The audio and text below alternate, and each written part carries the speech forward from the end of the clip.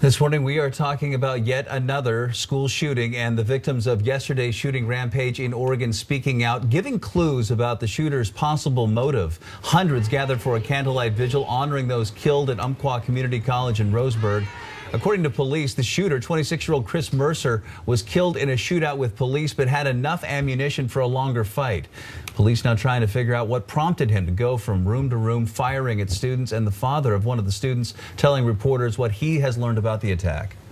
He would ask them, and if you're a Christian, stand up. And they would stand up, and he said, good, because you're a Christian, you're going to see God in just about 1 second. And then he shot and killed them. Shockwaves of grief being felt from the small town of Roseburg to the White House. President Obama had a very angry response yesterday, and yesterday's shooting raising a lot of emotions across the nation, from sadness to anger and confusion. So joining us this morning to try and make sense out of all this, Dr. Gregory Jantz has been here with us this morning. The president, yesterday, he was visibly emotional. He was angry. He was frustrated. It was the 15th statement like this he's given during his presidency, and he says that some sort of gun law has to be enacted in the country.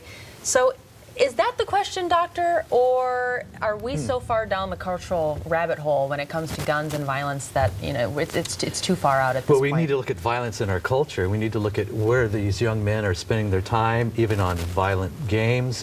What are we teaching? What are we role modeling? So we can legislate guns, but we know that the violence will probably continue.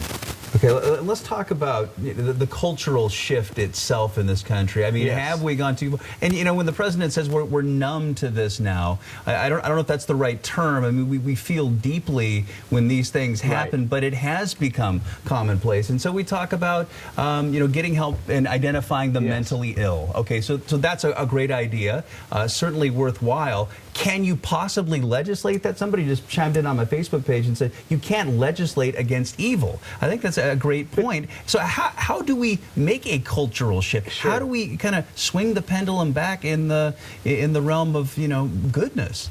Well, one of the things, we can identify those that need mental health help. That we can do. But there will be that component of evil, and that will happen. What we need to do here is minimize the probabilities.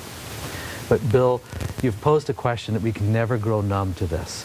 And perhaps what we need to look at is this is going to be done by a team effort.